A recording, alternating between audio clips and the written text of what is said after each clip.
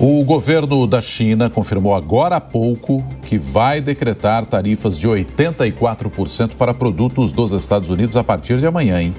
Com isso, a taxa de importação de mercadorias americanas tem uma alta de 50 pontos percentuais. A medida entra em vigor amanhã, em resposta à tarifa de 104% aplicada pelos Estados Unidos ontem.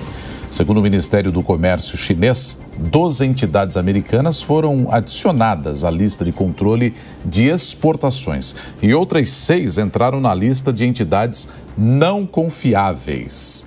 A respeito desse assunto, a gente conversa com os nossos comentaristas Deise Ciocari e Cristiano Vilela. Vou começar contigo desta vez, Deise, porque a gente tem uma espécie de embate entre as duas principais economias do mundo nesse momento, uma verdadeira guerra comercial, e não dá para dizer que os Estados Unidos sejam tão dominantes assim nesse cenário, né? Porque a China também tem uma economia respeitável e os dois têm dependências dos comércios entre cada um. E aí os Estados Unidos dizem, não, nós vamos aqui de algum modo exaltar a nossa indústria, ampliar a nossa produção, mas isso também não se faz de uma hora para outra, assim como o comércio chinês também precisa desovar os seus produtos, o mercado americano é muito importante. Me parece aí que todo mundo sai perdendo nessa história, não, Deise?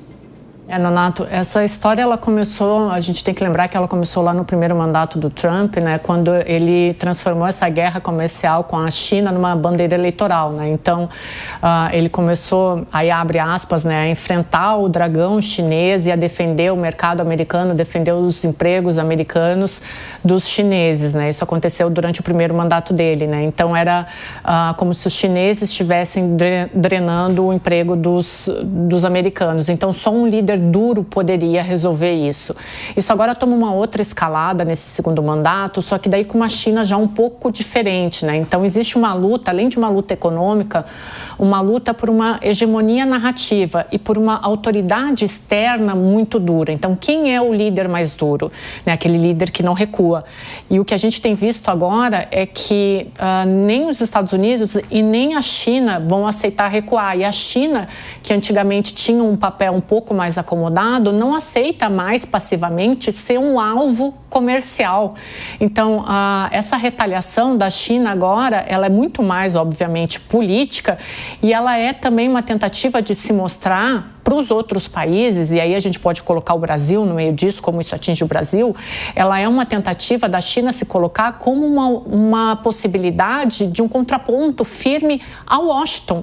Já que o Washington está tão volátil, tão vulnerável com essas oscilações do Donald Trump, a China vem com uma postura mais dura, retalia os Estados Unidos e se mostra ali um contraponto mais firme para as outras nações, para os outros países. E, obviamente, isso acaba atingindo o Brasil, né? Porque essa instabilidade nos mercados, essa pressão sobre as commodities e a fuga dos capitais de países emergentes acaba desvalorizando moedas como o real.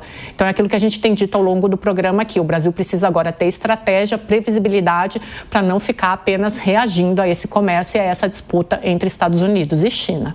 Exatamente. E esse processo de internacionalização que ganhou o mundo, especialmente após a Guerra Fria, ele, não digo que vem chegando ao fim, mas ele vem passando agora por um certo sobressalto e que vai demonstrando a necessidade dos países em terem estruturas produtivas bastante sólidas para fazer frente justamente a esses momentos de sobressalto. Por diversas épocas, por diversos períodos, foi muito convidativo, muitas vezes, produzir no exterior, comprar do exterior, manter relações diversas, multilaterais, deixando de lado a indústria nacional, o setor produtivo nacional.